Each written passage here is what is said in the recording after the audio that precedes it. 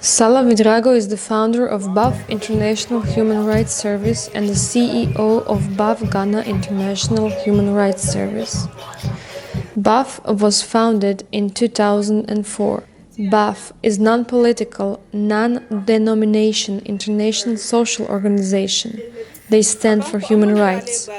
Their aim is to promote, protect, and defend the rights of marginalized people.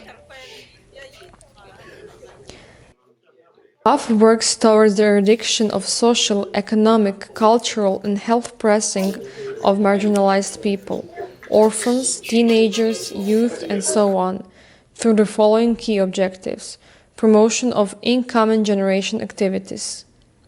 Their work in Belgium is consultation and counseling, especially for black and white couples, different issues, mixed-race children problems in the school, and foreign children problems in the school.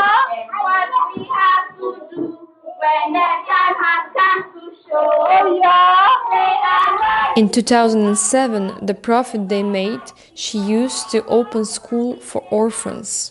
Her aim was to give 2 years education to them and hand them over to Ghana government, which she successfully achieved. Girl child education and back to school for dropout students.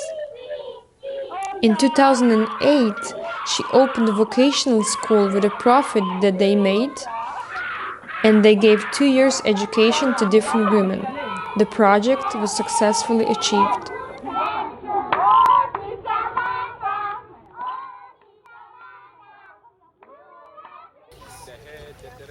In 2009, they moved to Tamale, northern Ghana, where they opened a football club for street children.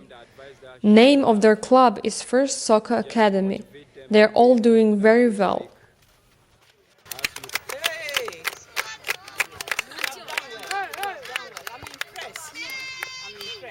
Hello.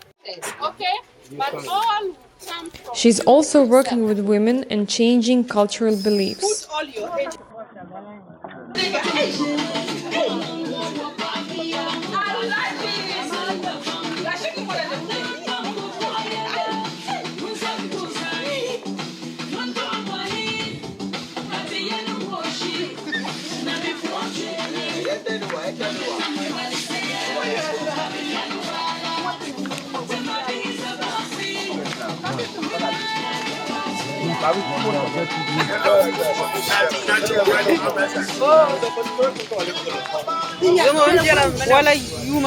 In 2010, they opened branch in Burkina Faso.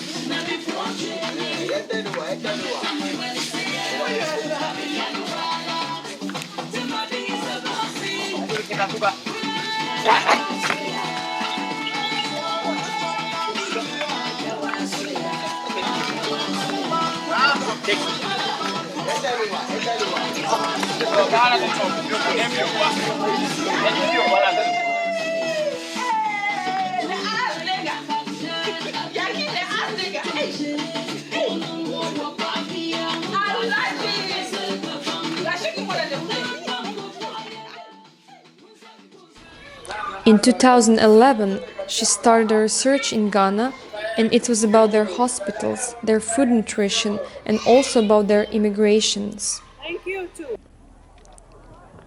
The results of her research were so shocking, and as a human rights activist, she felt that something must be done.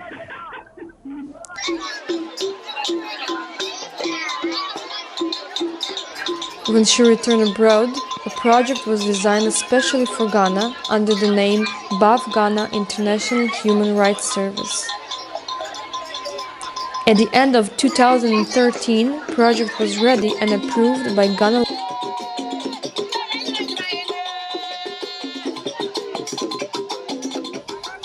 The aim, among others, was to help the Ghanaian immigrants to get their rights in Ghana and abroad. The most important was to witness travelers' birth and death certificates.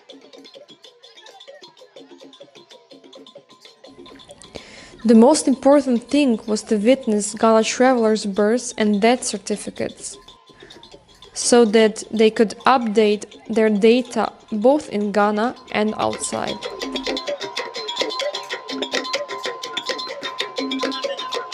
Also, the burial process in Ghana is now changing due to burial without doctor's confirmation. Some people still do not know the difference between coma and completely death. That is causing illegal burials.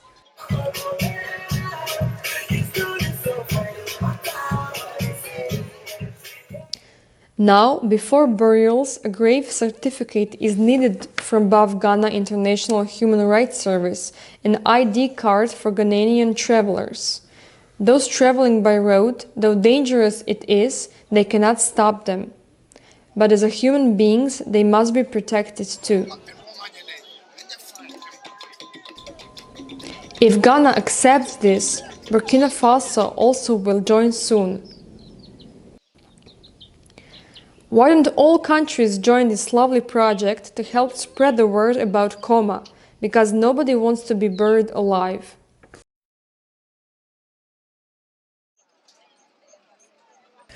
On the 3rd of June 2015, Sala Vidrago flew to Ghana for first-hand information and updates on the twin flood and fire disaster at the Kwame Nkrumah circle in Accra. While on the mission in Ghana, she had some interaction and interviews with some affected individuals at area. After meeting her, she had a sleepless night. She had to go back to Circle with her worker and had a consoling section with all the victims. 2 days later, she had a call from Circle and on arrival, she couldn't believe what her eyes witnessed. Bulldozers on demolish, and adding insults to injuries. And her information was that the exercise was being carried out by the Accra Metropolitan Assembly, AMA. This exercise was carried out, allegedly, without informing the affected persons. According to the people, he and his men came there at 5 p.m. in the evening and told them that the following day by 7 a.m. they will come and demolish their buildings.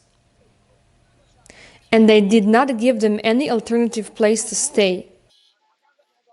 Some of them were crying and at the mercy of the weather, because if it had rained that night, they would not have any place to sleep.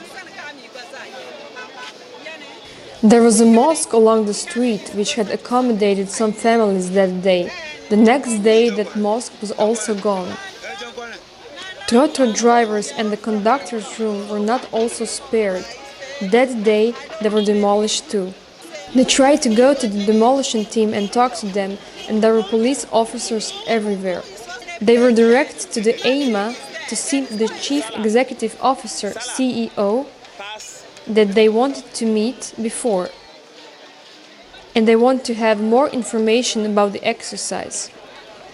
They proceed to the AMA office but did not meet with him because he was somewhere else carrying out a similar act.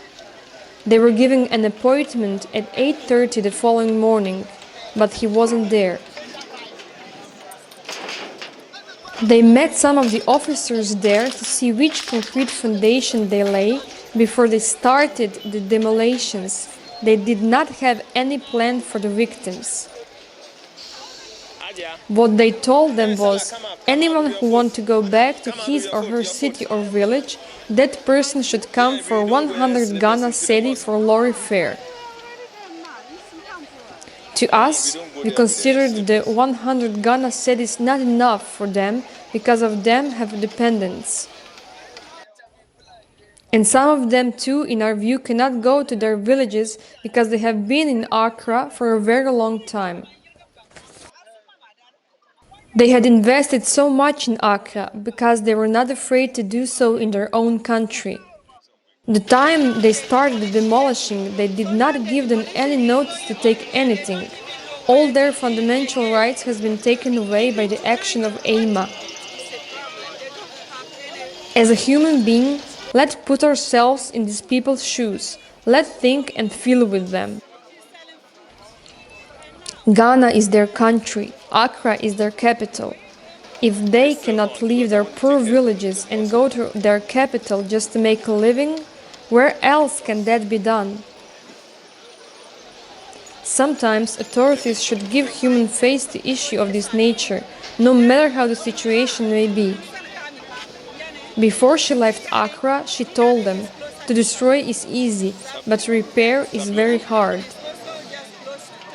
What they are doing in the standpoint of human rights, she condemned it in her ministries.